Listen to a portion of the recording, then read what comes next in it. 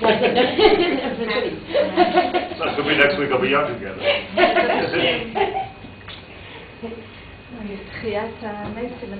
Something. Yeah.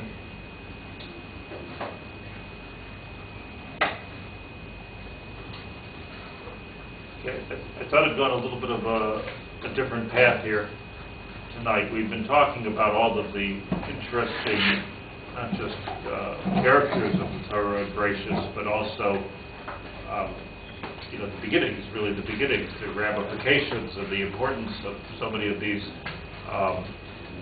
ishiyut that we don't even think about. Everything from Cain and Hevel to all of their children, to Lemeth, to Noah, to Terah, to Nachar, to Lavan, to Chor. We spoke about all of these people. We covered a lot of people, trying not to miss. And then we got into the big guns last couple of weeks with Avraham Avinu. He's also in the Torah. Avraham Avinu and Avraham Avinu's two sons, Yishmael and Yitzchak. And we spoke a lot about Yishmael as being sort of an unknown character, but we made clear, who Yishmael is and how important it is, but I just want to synopsize it in one sentence because it's important for today. That Avraham Avinu seems from the Torah, as radical as this seems, but it comes out, it seems to be true, that Avraham Avinu was quite satisfied with Yishmael as his son, as his dynasty, as his geza, as his lineage, as his progenitor. Avraham Avinu was happy with that. When he was old, 100 years old, so Hashem said to him, now you're going to have a son Yitzchak, and his comment was, I'm 100 years old, but I already have another son. I already have Yishmael.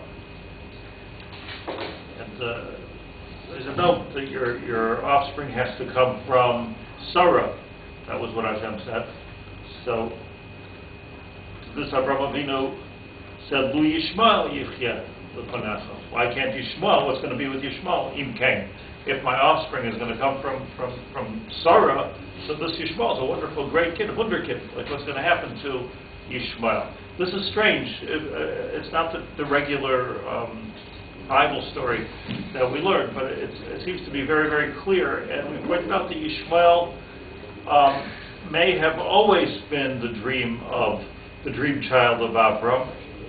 In a certain way, even more than Yitzchak. This is not such a big surprise, but it was his son. It was his son. It was his older son. It was his before.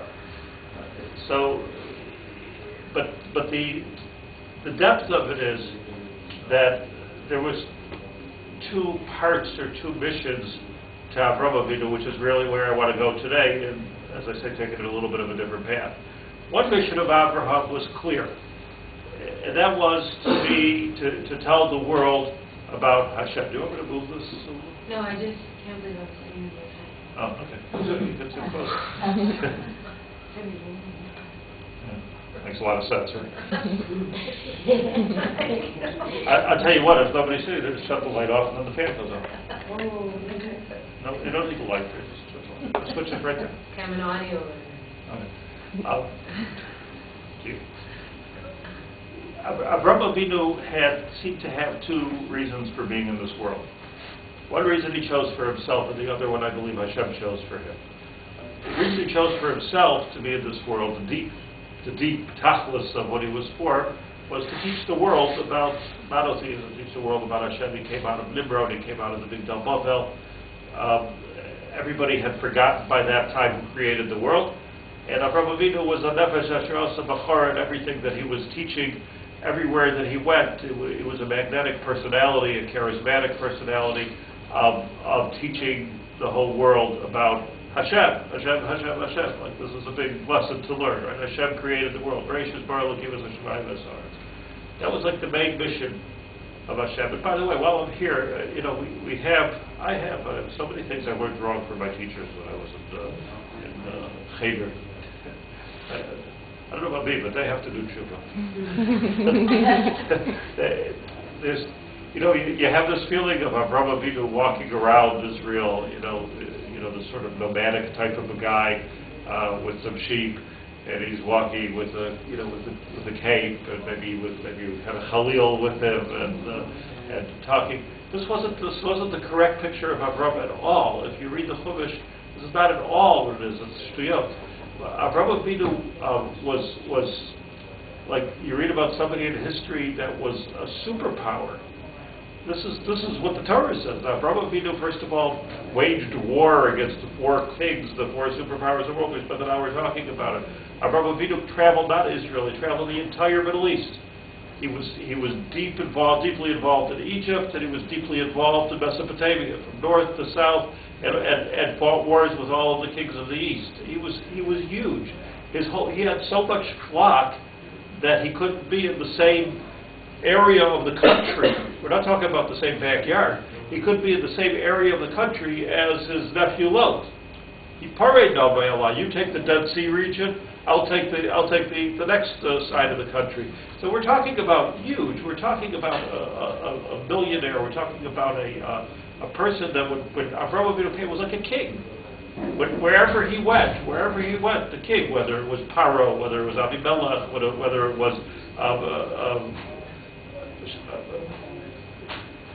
it was Shem, Melchizedek, Melech Sholem, they all came out to greet him. This wasn't just like a shepherd walked into town, with his Khalil. This was a very, very deep person that was conquering the world, and it was a spiritual conquest. It was the type of thing that, they would rent out the stadium in the city, and thousands of people would come to listen to Avraham Avinu. That was what it was. He was sermonizing to the entire world. So this is a different picture of Avraham Avinu. So that picture, we understand, Yishmael suited him perfectly in this tachlis, because Yishmael was Yodai Bakol V'Yad Kol Bo. He was also an international personality, and Hashem blessed him to be an international personality. Gam hu yiyeh l'goy gadol, he will be a great nation. Yodai Bakol V'Yad Kol Bo. He'll be involved in everything. Okay, what we see today, we see this mamash coming alive, like from the Torah. What we see today is the negative side of Yishmael. Like everything has a positive and a negative. But what Avraham Avinu probably saw in Yishmael was the positive side of Yishmael. Yishmael had different parts to his life. He was a complicated person. But as are all great people, you have to be a little bit extreme to get something done in this world. So Yishmael was extreme. So he saw Yishmael very, very clearly as carrying on his mission throughout the Middle East and throughout the world. That was one thing. Hashem says to Abraham, no. It's going to be like Sarah says. What does Sarah say? Lo yirash ben ha'aba hazois ibni Yitzchak. No way that this kid, who's the child of a handmaid, of a servant, is going to be Yorish you as any kind of a partnership at all to my son Yitzchak. So tension. Here's tension, domestic tension. What do you want me to do with Yishmael? I'll tell you what I want you to do. Throw him out. Throw him out of the house. Let him drop dead. Basically, that's what Sarah said. Hashem saved Yishmael, but it was a miracle that it was saved Yishmael. To Yitzchak, to Avraham, this was an Akedah. It was an Akedah just like Akedah's Yitzchak. He gave up his son Yitzchak. He was willing to. He decided because Hashem said to. He gave up his son Yishmael. It's one of the 10 series, the same way. But what he was giving up, besides for his son, was a certain dream, a certain program that he had, and that's a program of universalism. This is very clear. I'm just reviewing what we learned in the last few weeks. I just wanted to be crystal clear before we go further. It means that if this episode would not have happened, of Yishmael being evicted from the house, you and I and all Judaism would have looked completely different today. We would have been maybe nicer in a way. We would have been more universal. Instead of being hated by everybody, we would be like we all think we should be. We all pay lip service to it, but nobody does it. We would be a light unto the nations. Who's a light unto the nations? Are we teaching our kids in school to be a light unto the nations? We're teaching them, don't look at the nations and don't let them look at you. Put a little box around yourself. Maybe yes. So, but this was not Avraham Avinu. Avraham Avinu was this nefesh asher asa bachar. He was the nefesh asher asa bachar. That was what it was all about. Thousands and thousands of followers, and wherever he went, they became believers. The world was like getting good, and Hashem said, "I'm going to Eretz Yisrael." Go to Eretz Yisrael, and not Yishmael el Yitzchak. But Yitzchak Yikar l'chazera. You want to know where it's going down, where you're going to? Yitzchak. This was like taking this and bringing it down to this. Yitzchak was the ultimate in tzimtzum. It was the ultimate in almost reductionist or like such a fine focus. Yitzchak. But that's what Sarah understood. Sarah understood that it's not about making the world monotheistic only. There'll be time for that maybe when Mashiach comes. It's about Zerah. It's about creating a Bnei Yisrael. That's what it's about. So the paradigm shift the paradigm shift that took place with the eviction of Yishmael was moving from universalism to creating a Bnei Yisrael, very, very strongly and finely focused. What's the opposite of universalism? Singularity. Singularity. Singularism. So let's call it singularism, even though it's probably not a word. But you understand, like, in other words, it was about, it's the kind of decision that many people have to make at some point or another. Do I want to reach hundreds of thousands or millions? But maybe it's got to be a little bit more watered down. If I would be sitting here, not that I'm even, but just for an example, like if I would be sitting, instead of being sitting here with you, I'd be sitting on a TV show, almost. And not a TV show in Yerushalayim, but a TV show that's going throughout network television. And let's say I have my own cable TV station. The idea has been thought of. People have thought of. Wouldn't be just me. There's others.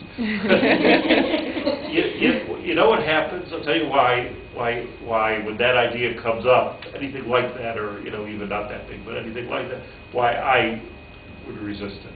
I would resist it because now I have to water down what I'm saying. Now I have to put a different beged on what I'm saying. I'm sitting here, Ramat Beit Shemesh, I'm talking to you, I'm talking to the men, I'm in the yeshiva in Yerushalayim giving a shir. I tell it the way it is, emes. I say the emes, but like this I have to water down. What Avraham Avinu has a product for the world, and Sarah says it's not. We need to bring Hashras Hashchina. Now it's deeper. It's deeper than even Hashras Hashchina. We need to do, and this is where I want to talk about now. Sarah said this. Sarah and Rivka and Rachel and Leah, the imahos, really the imahos, understood something that the avos never understood clearly. So it seems, and that is that don't forget why you're changing the whole world. That the famous Rabbi Yisrael Salater said that he said to somebody, "Don't forget while you're trying to help Klal Yisrael, don't forget about Rabbi Yisrael." He's referring to himself, Rabbi Yisrael Salater. Don't forget about Rabbi Yisrael. Like, what about that one person who needs?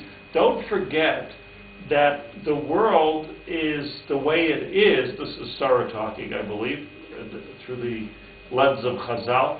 Don't forget that the world is in the condition that it's in because it started off on the wrong foot.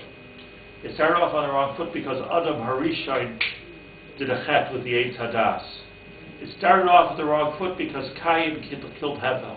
We looked about this all the way at the beginning. I hope it's all in front of your eyes. There was a chet, and the chet needs a tikun. And it gets a little bit Kabbalistic on the one hand to talk about here, but on the other hand, it's necessary to understand this. The purpose of Bnei Yisrael is to be Mesakein the world, Mesakein Olam, B'malchus, Shakai, Ubnei, Kol B'nei Vazu Yikru Mishpacha. If we could do the tikun, Sarah understood, if we could create a family, a geza, a dynasty, which can then teach the world, and then bring the Shlit'a to the world and get the Torah from Shemayim. Who would the Torah have come to if we would have just been B'Torahs Avraham? Where would there have been a Matan Torah? It would have been, we see that Hashem went around to all the nations of the world, they want the Torah. It wasn't even, presumably they're talking, Hashem was asking them, presumably they're believing in Hashem, but they didn't want the Torah, they weren't ready for the Torah. Who's going to be ready for the Torah? It's going to be Avraham. It's not going to be Yishmael, it's going to be Yitzchak. Yitzchak, and keep this in mind, is about the beginning, taking over from Avraham, the beginning of fixing the world, the tikun, which needed to be done, being Misakeh, the chet of Adam HaRishon. Remember we learned back by Noach, we're talking about Noach, that the world was in such sad shape before the flood of Noach, and Lemech, that's Noach's father, Lemech said, when Noach was born, he said, let's call him Noach, because he's going to give us a menucha. He's going to do the tikkun. Everybody thought that maybe Noach would do the tikkun. Noach didn't do the tikkun because he wasn't able to reach out to this universalism thing. Didn't work. He wasn't able to reach out to the whole world. So Hashem destroyed the world. Okay, now there's no world. Maybe now I can do a tikkun. What could be hard to be misakeh? So he wasn't able to do a tikkun then either. Even afterwards, he couldn't do a tikkun because, as we learned, Cham Avi Knan ruined the tikkun. And everything at that point, the tikun means, let me just explain to you, we should get carried away with the word. The tikun means getting back to the world as it should be. What should the world be? How was it created to be? It was created to be Gan Eden. If we wouldn't have been in Gan Echet, we would all be living in Gan Eden. We're not living in Gan Eden. I can show you the piece of paper I hold in front of me when I daven with people that tell me names of this one who has this problem and that problem, and children problems and health problems. And we're not in Gan Eden. We're not in Gan Eden. But we're not in Gan Eden because the tikun of the chet didn't happen. That's why if we're out of Gan Eden with the Beis Hamikdash, there's a little bit of Gan Eden. At least there was some Gan Eden, there was some tikun. But that's what we're aiming for. So Sarah said, don't get carried away with the. I'm sorry to put it in such human terms, and I don't have any disrespect for Sarah or Avraham or anything like that. But I'm just saying that when we look at Sarah's actions of throwing Yishmael out of the house and being jealous, it looks like she's being jealous of Hagar. It wasn't so simple. This was a derech. It was a derech of what we must create something different over here. We must create a family. It's got to be a tzimtzum. It has to be a focus, a singular-izm, which is going to be misakeh in the chet. It's not going to be about the whole world. So, we have Yishmael, we have Yitzchak, we have two brothers. Now, I just want to spend a few minutes talking about Yitzchak. Yitzchak is fascinating to me. Titen Emes Yaakov, Chesed L'Avraham. That's how the pasuk goes. Yaakov stood for truth, Avraham stood for Chesed. Understand that Chesed doesn't just mean acts of kindness, which of course Avraham Avinu did, but Chesed means hispashtus. Chesed means the whole world is for me. That was what Avraham was. He was reaching out to the whole world. Yaakov, Emes. Because remember, that's what we just talked about. That if you have the whole world, if you have the TV cameras in front of you, so that you might have Chesed, but you don't have Emes. You can't have Emes under such circumstances. You can't. Also like the world of politics. You know, it can't be Emes. There's no emes in that because that's the world. But it's not. That's why Talmidei Chacham should not become politicians. What about when you shoot them? Yeah. Won't there be emes for everyone? There'll be emes, no politics. Oh. I tell you, I have an insight into politics. Just as an aside, while I'm here, I don't mean who to vote for, but just like the word, like what does it really mean? Politics. What does it really?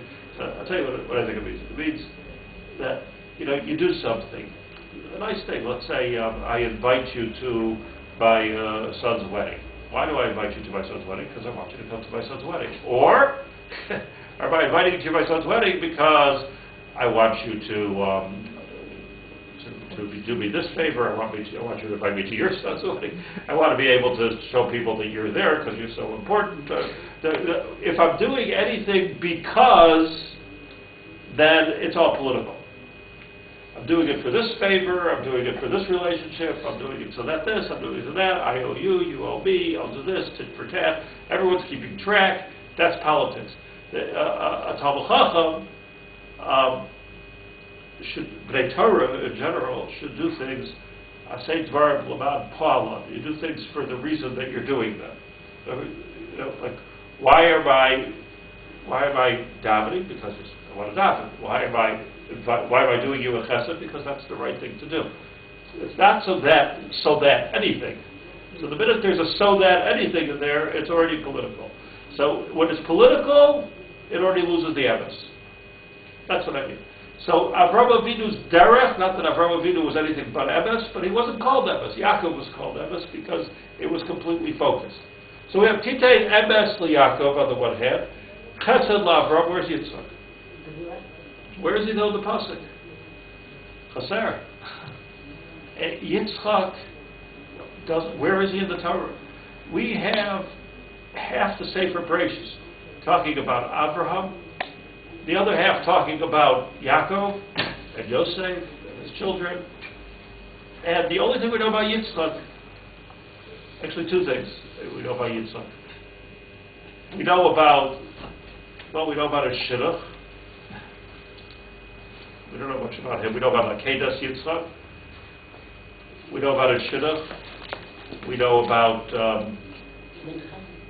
Mincha. He buried his father. We know things about him. He said nothing throughout this.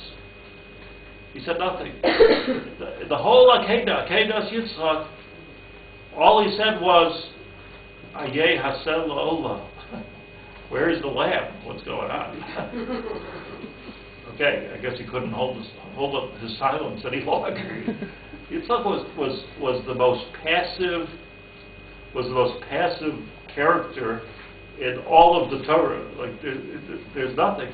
You know that we have all kinds of conversations that go on between Avraham and Sarah and Yaakov and Rachel, and very aggressive conversations. For instance, when Sarah wasn't having children, she came to Avraham and she said, "Look, take my shivcha Hagar, ulai yibana mimena. Maybe from her we'll have some children. Let's make a plan." Okay, this kind of plan, good plan, bad plan. They made a plan. Rachel couldn't have children, so Rachel said to Yaakov, "Get Havali bottom, give me children. If not, I'm going to die." Rivka, it doesn't say she said it. We have no conversation at all between Rivka and Yitzchak. I believe that there's one sentence that she said that we know. I mean, maybe she was talking all the time, but from what we know in the Chumash, and this is significant, we have one sentence that Rivka said to Yitzchak. And that was at the end, after the whole story of the brachas, that she was manipulating the whole situation over there. Put on these clothes, Yaakov. Let him get the bracha. I'll make the food. We'll get the whole thing. Never said a word to Yitzchak. Why didn't she just say to Yitzchak, you're making a mistake. You're old. You're blind. You don't know what you're doing. Give the bracha to Yaakov. She should at least say it. I mean, even if he doesn't listen, she should at least say it. She doesn't say a word to you. The only thing she says to Yitzchak is at the very end, after the brachas and everything, she says, Katzti b'chaya b'pnei b'noi schei. I can't even think of the idea of my Yaakov marrying a Canaanite woman. Please, Yitzchak, tell him to go. And there Rashi says, U'b'mirma amar. She said that manipulatively, because she wasn't really worried about who he was going to marry. She was afraid that Esau was going to kill him. So she wanted to get him far away. It was the only word. Why those words? Like the whole conversation, nothing. But look, we know the story. Yitzchak came off the Akedah. He was 37 years old. 3 years later came the Shidduch. So Rivka was 3 years old. So everybody wants to know, like, how do you marry somebody who's 3 years old? Obviously, it was a different kind of a marriage. Am I right? I mean, obviously, if he's 40 and she's 3.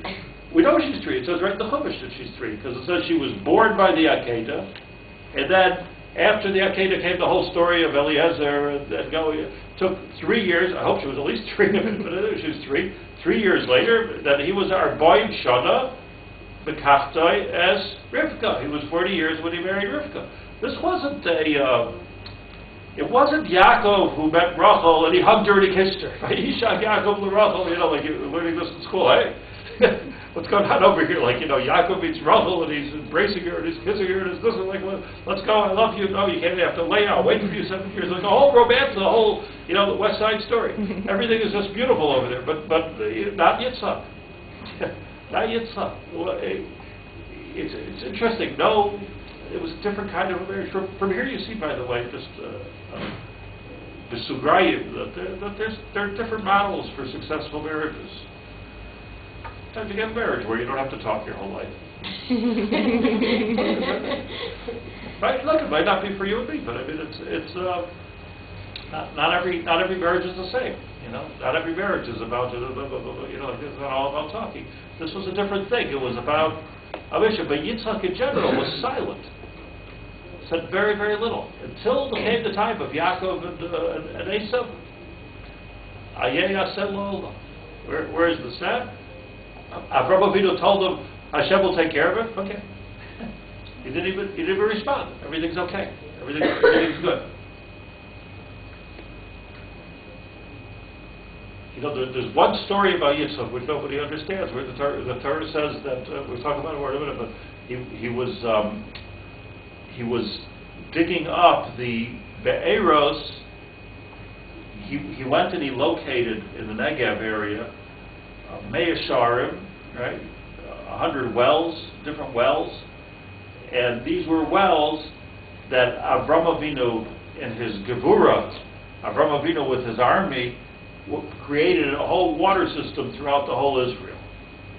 Whole water system. He knew where to dig for water, and there were wells all along. For some reason, which we have time, we'll talk about the Pelishtim, like the then Palestinians, came and they covered up all the wells. They were jealous of Avraham Avinu that he's taking over Eretz Yisrael, and this is what Eretz Yisrael needed was water. We should appreciate this today. Eretz Yisrael needs water. Water is not just like water to drink, and it's not just that the plants grow better, but like even here now, if the Kinneret is full, there's that much less fighting between the Jordanians and the Israelis over who's using all the water in the Kinneret. Water brings even that kind of shalom. So Avraham Avinu made water systems. Everybody can live all over Eretz Yisrael because he made water systems. The Pelishtim came, the Sasmu Pelishtim, the Chumash says. The Pelishtim came and they covered up all the wells. What does Yitzchak do? Yitzchak was busy uncovering the wells that his father made that the Pelishtim were so sick. Let him make his own wells. Yitzchak is identified through his father and through his children. Some go so far to say is that he was almost like his whole purpose was to be a link in the chain between Avraham and Yaakov. Hence, he doesn't even appear in the pasuk of Titein Emes Yaakov Chesed LaAvraham. Passive, very, very passive. I was thinking, like the Torah says, Vayihi Rav Ba'aretz. There was a famine in the land, in Eretz Yisrael. Kimo Harav Shahayu Bimei Avraham Avinu. Like the famine that was there in the time of his father of Avraham. He can't even have his own famine. What's got to do with his father?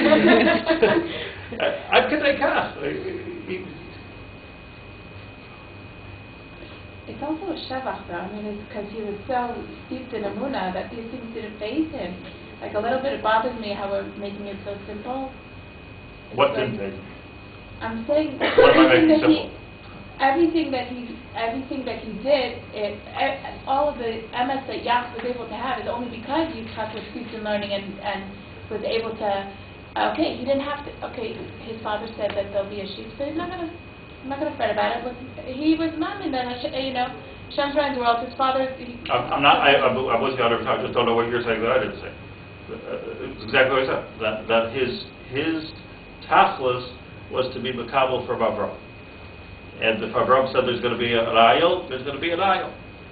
And Avraham Avinu made be'eros, and I'm going to uncover Avraham Avinu's be'eros. And if there's a ra'av ba'aretz, if there's a famine in the land, let's compare it to the famine that was there at the time of Avraham Avinu. I'm not saying it as a negative. I'm saying that That was his mahus.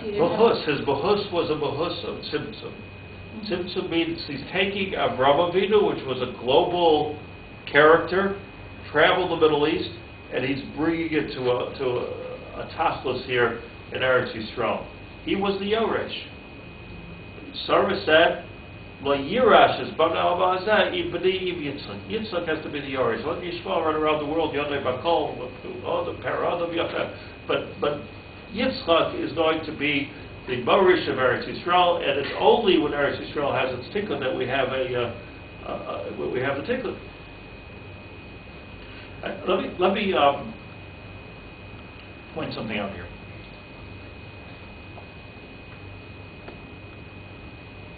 It's also interesting that there are, I counted, 60 psukim telling the story of how Eliezer found a shidduch for Yitzchak. What he wanted to find, his conversation with Avraham Avinu, then what happened, and then how he told it over. So it seems like extra psukim, right? Yafa sichasan shel avdei avos, the Gemara says, like, wow, like this evan of Avraham, so many psukim, there's many more psukim about what Eliezer said than, let's say, what Yosef said. This was all going on, these 60 psukim was all going on, as I said, during the 3 years from the Akedah. So the Akedah, let's just keep the chronology in mind for a minute here. The Akedah was, again, when Avraham Avinu was how old? 37. So he's 37 years old. I pointed out last week, or a couple of weeks ago, that when they went up to the Akedah, Avraham Avinu took Yitzchak, he took a chamor, he took Yishmael, and he took Eliezer. Shtei na'arav, bikach shtei na'arav ito. Took these two na'arav, Yishmael, Rashi says, and Eliezer. Two that were hoping, two wannabes, to take over if Yitzchak ends up being killed, as Hashem told him to do. Yishmael said, okay, that puts me back in charge. I become the Yoresh then. And Eliezer always wanted, right? He didn't want the whole shidduch to come through because he said, why doesn't Yitzchak marry my daughter? And Avraham Avinu had to tell him, it's not going to work. Ain't dove, it was uncomfortable. You're my faithful servant and everything else, but not your daughter, my son, is not the shidduch, right? So, but they were there. So Avraham Avinu promised them, and he said, "Shvulachem po'i b'chamor v'ani v'anar ne'ochan koi v'nishtachaveh v'nashuva aleichem." We will bow down, we'll daven, v'nashuva aleichem. And tell them the whole story about the Akedah, what he's supposed to do. The pasuk comes and says, after the whole story of the Akedah, that Avraham Avinu vayashav Avraham el na'ara. Avraham Avinu came back down as he said, and he went with Yishmael and with Eliezer. So the Gemara asks, where's Yitzchak? Vayashav Avraham. Where did Yitzchak go? Yitzchak was crawling down the other end of the mountain. He came down a different way. He didn't come back with Avraham at all. And he spent the next 3 years, the Torah tells us, in Be'er L'chai Roi. A Be'er in the Negev where Hagar had her nevuah. 3 years later, 60 psukim, after Eliezer is finding the shidduch, this is going to be, 60 psukim, this has got to be the best shidduch in the history of the world, no? 60 psukim of the Torah. Avraham Avinu is directing him. There's Ruach HaKodesh, there's the Buah, and Eliezer finally finds Rivka, and all the simanim come true, and he puts her on the gabal, and they're traveling out of the base Lavan and the base Besuel. This has got to be the shidduch, This is the shidduch of shidduchim. What a story! Unbelievable shidduch story. and they're traveling out, and the Torah says that, let's just take a look at the side for a second, get the psukim right, say Parakov Dalet, show you.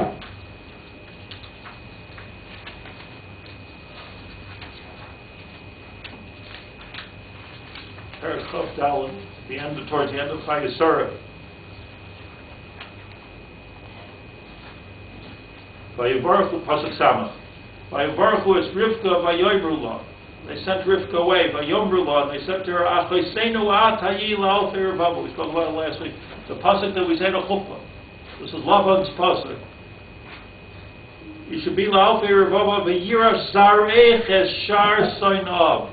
And it should be your children, Rivka. This was the bracha that they gave her when they let her leave Lavan's house. Perach Abdallah pasuk samach. Aleph. Vataka Rivka v'narisel. So just picture this in your mind. Rivka v'narisel v'tirgavna lagmalim. They get on camels. Rashi says poor people went on donkeys, rich people went on camels. V'tirgavna lagmalim v'telachna achreish. They followed Eliezer into the desert. Into Teretz Yisrael. Vayikach ha'evedes Rivka vayelach. He took Rivka. They went.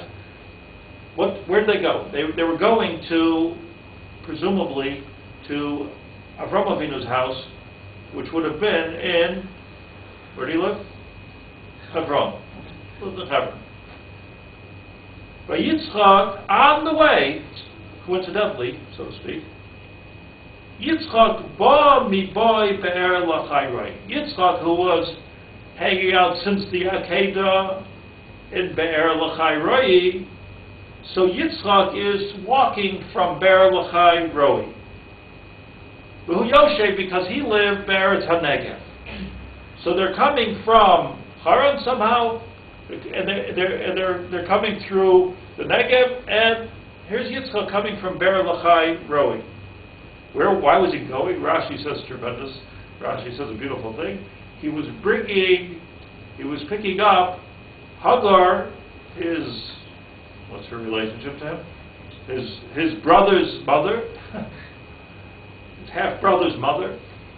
He's bringing Hagar back to Avraham Avinu. Otherwise, he was just living there in the Negev all by himself.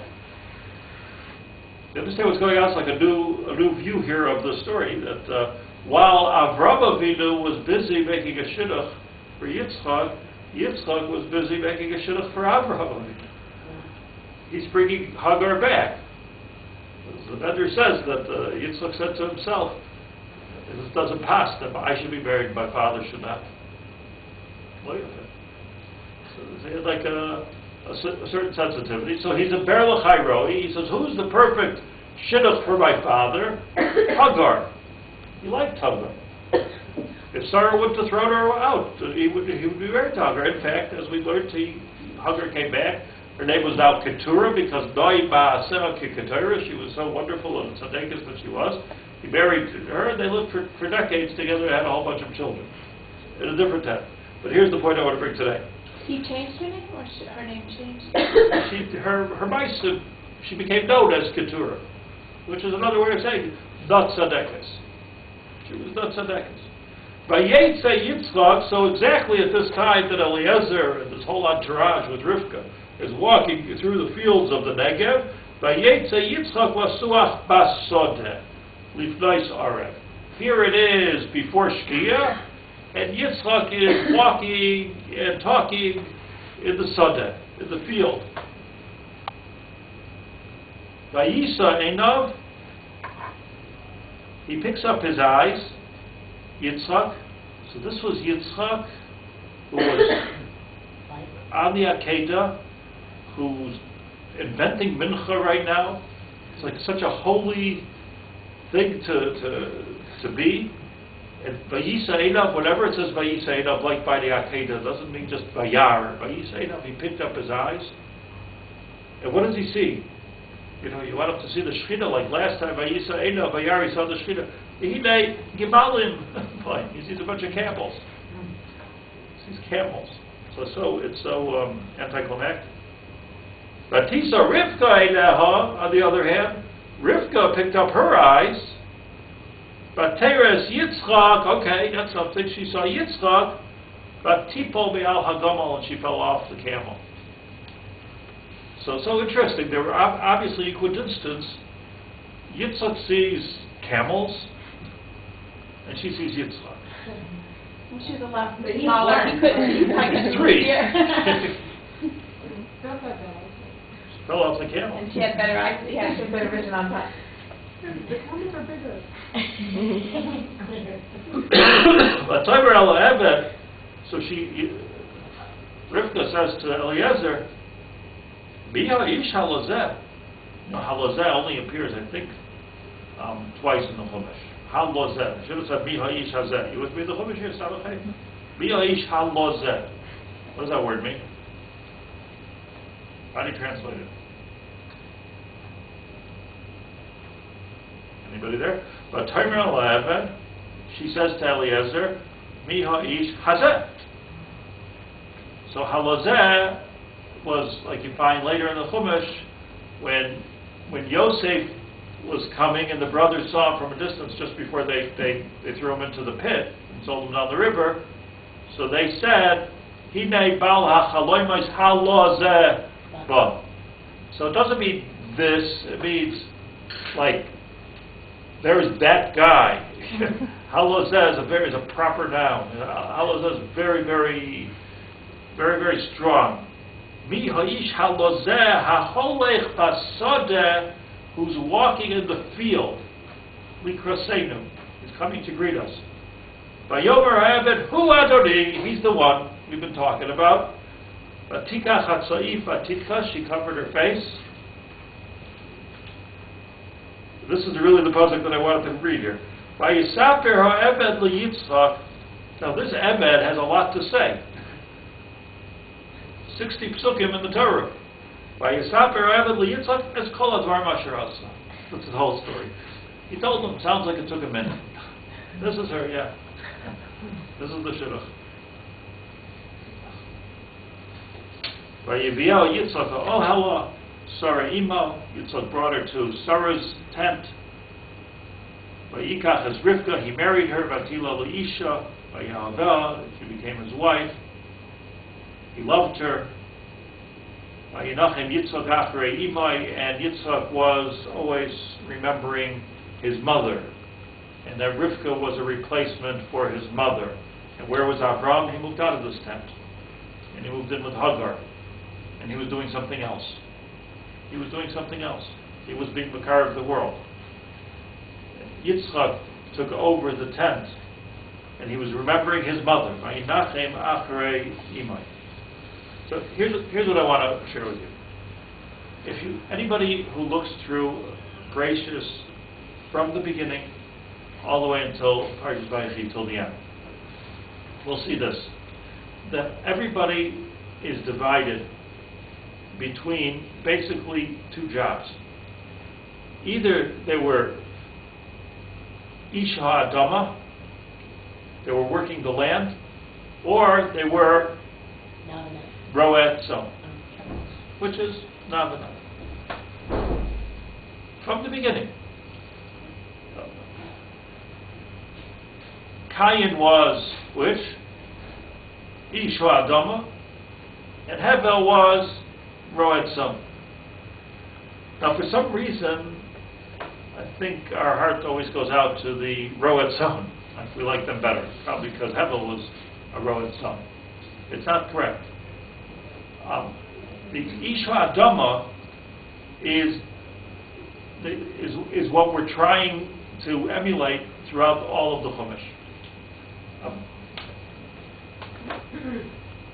Hevel was also a Isha Adama, Rashi says, but when he saw that because of the chet of his father, Adam, Hashem said, Arura Hadama, the earth is cursed, Kotz v'dardar tatzmiach, it started growing thistles and weeds, and it wasn't growing what man wanted it to grow.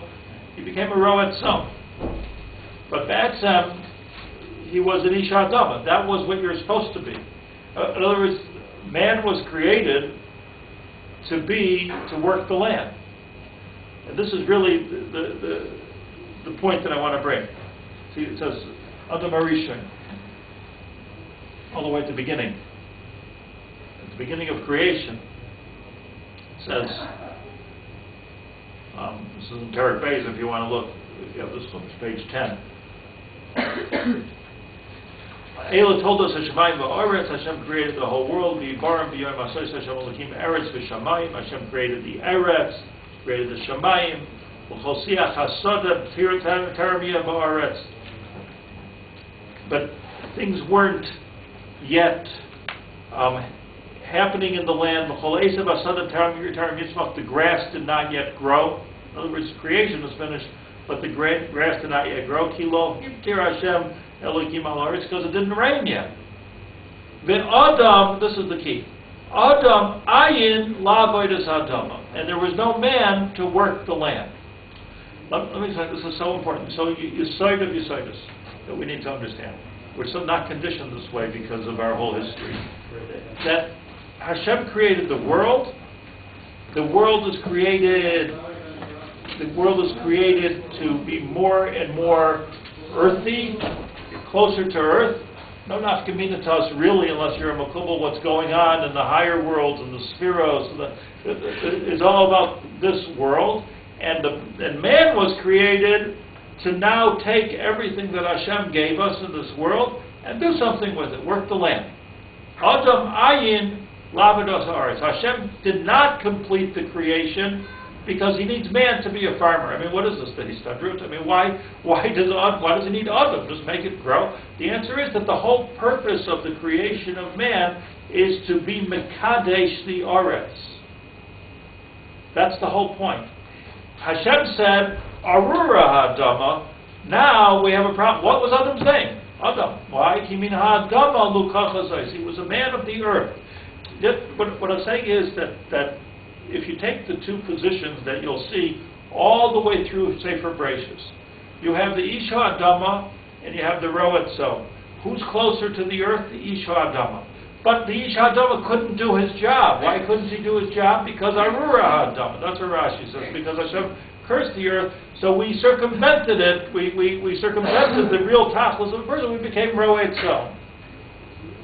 But there was such a huge tachlis of being Ish Ha'adama. That's the Adam Ayin. Ish Ha'adama means so many things, Begashmius, Baruchnius, but what it really means is that taking the world, that like not being esoteric, and not being aloof, but not being in a different world, taking the world that we live in, and being Mekadosh that world, making it holy, making our businesses holy, making our farms holy, making Eretz Yisrael. Why do we need a land? Why aren't we nomadic? What do we need Eretz Yisrael? Because it's all about the earth becoming holy. That's what it's all about. Do you know, like the Israeli way of looking at things, which is I think the Torah way of looking at things, there's only two places in this world, Eretz Yisrael and Chutz La'aretz. Think of the word, like, Chutz La'aretz. Well, what do you mean? You're Spain or Baghdad or America or England? Chutz La'aretz. It's Chutz La'aretz. Either you're in the Aretz or you're not in the Aretz. The Aretz is the whole thing. It doesn't make any difference where you are. Chutz La'aretz doesn't mean the diaspora. Chutz La'aretz means Chutz La'aretz. Either you're with the program or you're not with the program. It's just very simple like that. If you're Ba'aretz, this is what HaKadosh Baruch Hu's created man for. Ba'adim ayin lavedis ha'adama. Adam, your name is Adam. Your name is Adam. Your whole purpose is to be Ovedis Adam. What was the very first thing? What was the very first thing Noah did when he came out of the Teva? Planted. Noah, Isha Adama. So here's the interesting thing that I want to bring up. Avraham Avinu was a roetzum. Avraham Avinu was a shepherd. Millions and millions of flocks. Yitzchak was always in this field. Yitzchak was in the field. The field is passive in a way. But Yitzchak, I don't think that he was a farmer necessarily, that he was working in chaklot, although he was. But Yitzchak was the Ish HaSodeh. Look at the pasuk again. It's just the pasuk. It just screams out at us over here. Batober 11. This is the words of Rivka when she saw Yitzchak, her shidduch. Mi ha'ish halozeh ha'holech basodeh. Perek Chav Daled, pasuk Samachet. Mi ha'ish halozeh. Who is this man? Ha'holech basodeh. What's the difference if he's walking on the Sodah or she thought he was a Chassid, he's walking on water? What's the difference what he's walking? Where he's walking? On the road, he's walking what's the difference where he's walking? She points out, Mi ha'ish halozeh ha'holech basodeh. He's a field man. He's out in the field. Where was he masaking mincha? In the field. It's just so significant. Do you understand this? Shachris is Avraham Avinu. Barav is Yaakov. Mincha, the Gemara says, mincha is the most important of all three tefillos. Why? Eliyahu Hanavi, lo nene ela b'tfilas mincha. Eliyahu Hanavi in Haifa there in Har Carmel was only answered when he davened mincha. He davened Shachris, but he wasn't answered. He was only answered Aneinu Hashem Aneinu only with nice error when he was davening mincha. So says the Tanakh about Eliyahu Hanavi. Why? Very simple. Because mincha is a time when you're in the middle of everything. You're in the middle of the subject. It's not when you get up in the morning and let's give some time to Ribbono Shel Olam, let's give some time to Ruchnius. It's not when you're going to sleep at night, here I lay me down to sleep and I'm going to say Kriya Shema, Kol Kach Yafeh, say nice, Amalach, Hago Elos. This is not, mincha is in the middle of everything. Where do you see mincha minyanim? In the hallways of office buildings. That's where you see mincha minyanim. Mincha is on the road, on Kvish Shachat, you see mincha in the middle of everything. I'm supposed to daven? Because that's the Sadeh. That's the Sadeh. We're taking the earth that we live in and being Mekadesh it. That was what Yitzchak did. Avraham was up here. Avraham was a philosopher, a tzaddik, a Baal Chesed that was reaching out to the entire world. Avraham Avinu, but Sarah said, now let's bring this all down to earth. Earth to Avraham. We need Yitzchak. Vayetze Yitzchak Lasuach Basada Rivka, 3 years old, Chaftin. Bi Ha'ish Halozeh Haholech Basada Likrasenu. He's in the field. Interesting. He's not in the base medrash. He's not in shul. He's not at the Shem Avery Yeshiva. He was in the Sada davening. This is the Torah is pointing out.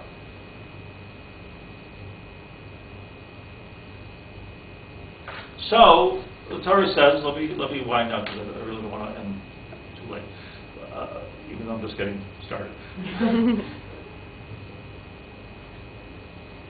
Comes a point in Yitzchak's life, for instance, Vayihi Rav Ba'aretz, there was a famine in the land. Where does Yitzchak go? He goes to Gerar. You know where Gerar is? Gerar is Aza. Goes to Gerar. Why did he go to Gerar? Because he's heading towards Mitzrayim, going to Egypt. Now why is he going to Egypt? Because his father went to Egypt. That's what you're supposed to do. It's a halachic thing. If you're starving, you go to Egypt. Where do you look at? We all want to live in Eretz Yisrael, but if you're starving, go to Egypt or wherever. So Avraham Avinu is following in the path of the father. Avraham Avinu, there was a Rav Ba'aretz, and here the Torah points this out. Meaning the Torah is telling us the distinction between Avraham and Yitzchak, right? Is that the correct way to read it? Vayi Rav Ba'aretz k'moy shahaya Rav bimei Avraham Aviv, just like there was a Rav. Vayelech Gerora, by the way, the Arabs call this, they call it Gerora. That's what they call the Gaza Strip. They call it Gerora. Because in Gerora in Arabic means that it's full of stones and it doesn't grow things. And that's what Gerora. Gerora means like it's stony, it's arid, it's not fertile land. Let's go to Egypt. Now, here's the thing with Egypt. Egypt, what do you do when it doesn't rain? What does it mean? Like it didn't rain in Eretz Yisrael and it did rain in Egypt? Is that the way you understand it? Who says it's going to rain in Egypt? So the answer is Egypt is the Fertile Crescent. It doesn't have to rain in Egypt. It has the Nile. Egypt has the Nile. Israel does not have the Nile. So the Nile rises, and the Nile fertilizes Ad Hayom Hazeh. It doesn't have to rain in Egypt. And it's green, and it's beautiful. It's Egypt. Kigan Hashem, Ke'eretz Mitzrayim, says the Pasuk. Kigan Hashem, Ke'eretz Mitzrayim. Egypt, you should know, looks like a name. Avraham Avinu said, where am I going to go if it doesn't rain in Eretz Yisrael? Let's go to Egypt. Over there, they're not totally in rain. Not totally in rain. Yitzchak's on his way down to Egypt. He's in Gerara. He's with his wife, Rivka, and he's going to go to Egypt, and he has a nevuah from Hashem. And the nevuah from Hashem is, Al Tered Mitzrayim. No. Yitzchak, you're not Avraham, you're Yitzchak. Al Tered Mitzrayim. You don't go down to Egypt. Do the Rashi. Ein chutza la'aretz kedai lecha. Wow. I have to tell you something. Personally, when I read this Rashi, I shiver a little bit. Sorry, can you repeat that? Ein chutza la'aretz? Ein chutza la'aretz kedai lecha. Let's see. Perek Chavav. Let's read it together for a minute. Kedai. Perek Chavav told us. Vayihi Rav Ba'aretz. Let's learn together. See if everything I said is true. You have it? Perek Chavav. Pasuk Aleph. Vayihi Rav Ba'aretz. Bilbad Rav HaRishon and Cain b'mei Avraham. Besides for the first, like I said, he doesn't even get his own famine. Besides for the first famine in Eretz Yisrael, which was b'mei Avraham, Vayelech Yitzchak el Avimelech Belech Plishtim Gerara, and he goes down to the Plishtim state of Gerara, which is, as I say, it's on the Egyptian border. Vayere Elav Hashem, and Hashem appears to him in Gerara, in Gaza Strip. Vayomer, and Hashem says to Yitzchak, stop right now. Al Tered Mitzrayim, don't keep going down to Mitzrayim. Shechoin ba'aretz, you have to live where? In the Aretz. It's not for you. Asher oimer elecha, gur ba'aretz hazos, live in this land. The rain, ve'eya imecha, va'avarechecha. I'll be with you, I will bless you. Ki lecha ulazaracha, because to you and your children, Etei kol ha'arotzei so'el, I'm going to give them this godly country. V'akimosi es hashvua, and I'm going to keep my promise. Asher nishbati la'Avraham Avicha, which I promised to Avraham Avicha. V'her beisi, he gives him such a bracha there as he's about stay in Eretz Yisrael. He tells him, V'her beisi azaracha, I'll give you children. K'chofei hashamayim, they'll be like the stars of the heaven, just like he said to Avraham Avinu. But Avraham Avinu, he did let go to Mitzrayim. Because Avraham Avinu was Avraham Avinu. He was a universal character. Everywhere he went. You know, like Rabbi Nachman Breslauer says that, he says this in the Likutei Eitzos. He says, Sichas Harad, Likutei Eitzos, he says that if you ever have an opportunity to take a trip, and you're thinking, like, I don't really feel like taking a trip, I don't want to travel, but somebody's saying, come, take a trip here, I'm giving you a ticket. So Rabbi Nachman Breslauer says, take the trip. Because if Hashem is sending you someplace, it's because there's something that you have to be masaking there. There's a reason why you have to go. Don't never be bezelzel on a trip. If the opportunity comes, take it. Now, he was going from the Ukraine to Russia or to Germany, but to leave Eretz Yisrael, I don't know. Hashem told Avraham Avinu, you can go to Mitzrayim, it's for you. He told Yitzchak, you can't go. It was a different madrega. So let's see, Rashi says here,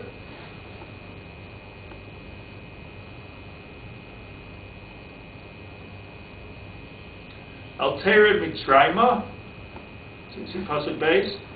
Shahaya daitai loredas leMitzrayim, because Yitzchak was thinking, I'll go to Mitzrayim k'moshe yared aviv, just like my father did b'mei harav. Amar lo Al Tered Mitzrayim. Don't go to Mitzrayim. Here's what I was quoting to you. Sha'ata ola tabiba Yitzchak. You were on the Akeda. That's very, very holy. Ein chutza la'aretz kedai lach. You're not for chutz la'aretz. What a Rashi. Why isn't he for chutz la'aretz? Why is it called chutz la'aretz? And why does it tell him 3 times? Gur ba'aretz.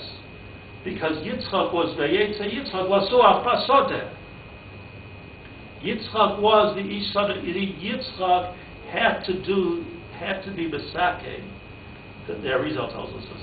Yitzchak had to be mesake the chet of Cain, the ish ha'adama that killed Hevel. And Yitzchak's job was to now do something to get us back into Gan Eden, because Hashem said to Adam HaRishon, because of that chet of the Eitz Hadas, that Arura ha'adama.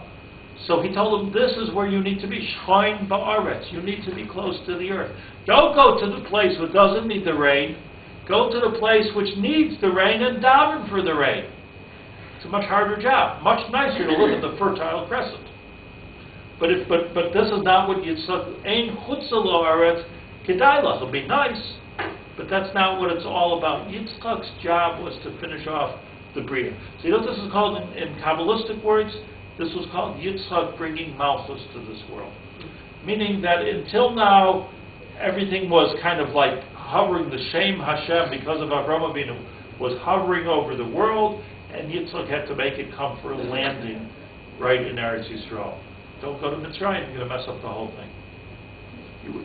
You are the conduit. You are the attractor. You're the magnet. You're going to bring the rain. Just like Adam, remember the passage we just learned? Adam, I can't make it rain, Hashem said when he finished creating the world, because I didn't create Adam yet.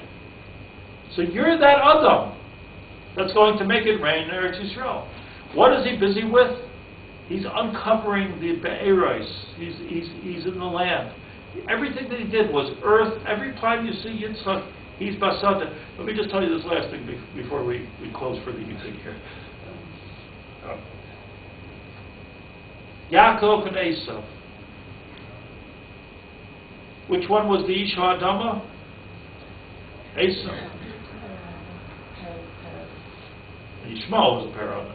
He was the Ish HaAdama. Yodei Tzayid, the hunter, but he was the Ish HaAdama. Yitzchak was very attracted to Esav. That's where he saw. He's the baby Esav. I know I'm blind, and I know that I'm being fooled, and I know I'm old, but maybe Esav, the Ish HaAdama, my son Esav, this is where it's all going, right? Like Avraham to Yitzchak to Esav. So he wanted to give the bracha to Esav. Esav is the Ish HaAdama after all. He's the one who's working the land. That's what he did. Esav, the Torah says he was an Ish HaAdama. Pasha. Yaakov comes, and he fools him. And here, Yitzchak seems to be in a predicament because of all the senses, he can't see because he's blind. He's hearing, but he's hearing the wrong thing. Akol kol Yaakov. He's feeling by Yadai V'dei Esav. So he's tried everything. I'm trying to see, I can't see. I'm trying to listen who you are, I can't hear. Because Hakol Kol Yaakov, Yadai V'dei Esav, I'm mixed up with the voice. I'm trying to feel, I'm getting mixed messages over here. So what does the pasuk say that Yitzchak did? How did he solve this problem? No, a different story.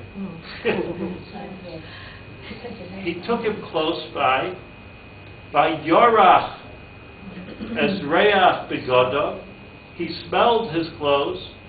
Rashi says, Nichnasi by Reach Gan Eden. He smelled his clothes. V'hidei Vayar, rather, and he saw. He didn't see anything. V'hidei Hed Kereach Hasoda. And they smelled like the field. By Yivarcheu, and he gave him a bracha. You thought it meant, oh, it smells like the field. Must be Yitzchak's clothes, because Yaakov never smells like the field. That's not the pshat. The pshat is that who should I give this bracha to? Kol Yaakov, Yadai V'dei Esav.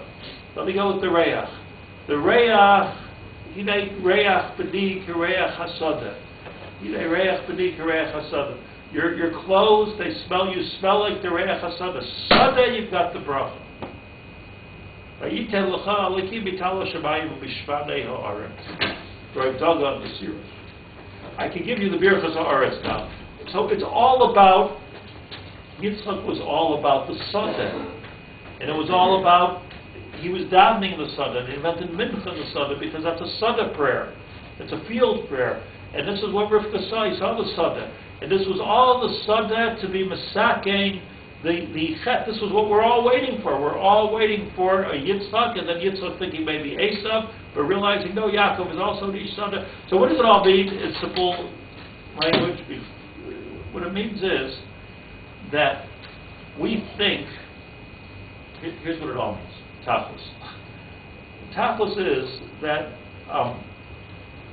HaKadosh Baruch Hu creates the world in order there should be a Dira B'Tachtonim. In order there should be a Malchus, a Malucha, Hil Hashem HaMalucha, U'Moishel V'Agoyim. Moishel V'Agoyim is up there. Malucha means a melech below Amos. It's close to the earth. It's sprouting from the earth. It's grassroots. It means to say that when the Hashem's Ruchnius worked all the way, like when he was creating the world, it has to go all the way into the ground, and the whole earth has to be holy. Otherwise, Hashem didn't do his purpose here. It means that if we would learn all day and daven all day and say Tehillim all day and be Mekubalim and everything, but let's say we're not honest in business. So that means, or we say something which isn't true for personal gain. So that means that all of it came to here, but it didn't come down to here. It didn't come into the world. It didn't enter into our world, our little piece of the earth that we need to be misaking. What Avraham Avinu was up there, Yitzchak was down here, bringing the tikun of the world, was bringing it to a place where the world itself has kedusha. This is what Yitzchak said. It's all about the field, and it's all about the Oved HaTam. Yosef was a roet son.